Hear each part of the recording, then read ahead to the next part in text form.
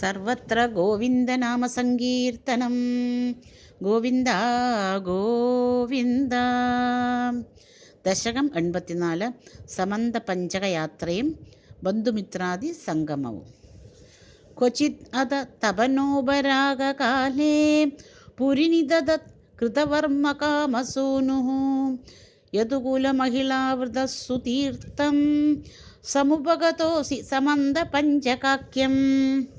बहुतरजनताहिताय तत्र त्वमपि पुनर्विनिमज्य तीर्थतोऽयं द्विजकुलपरिमुक्तवित्तराशिः सममिलदा कुरु पाण्डवादिमित्रैः. तव खलु दयिता जनैः समेता द्रुपदसुता त्वयि गाढभक्तिभारा तदुदित भवता हृति प्रहारैः अधिमृदुते समम् अन्यभामिनीभिः.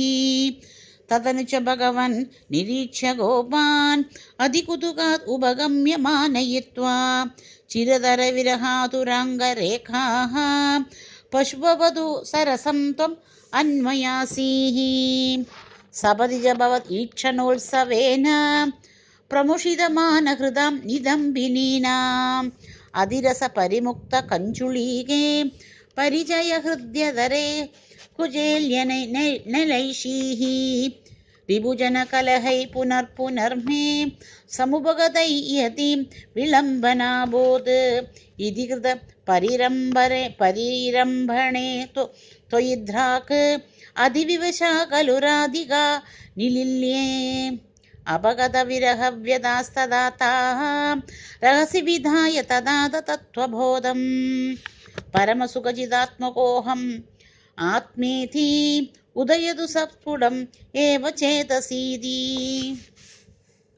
सुखरसपरिमिश्रितो वियोगः किमपि पुरा भवत् उत्सवोपदेशैः समभवत् अमुदपरं तु तासां परमसुखैक्यमयी भवत् विचिन्ता.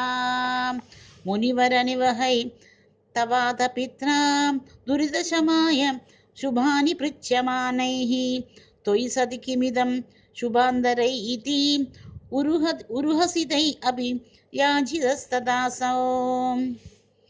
सुमहति यजने वितायमाने प्रमुदितमित्रजने सहैव गोपां यदुजनमहिता श्रीमासमात्रं भवतनुशङ्करसं पुरैव बेज्जुः.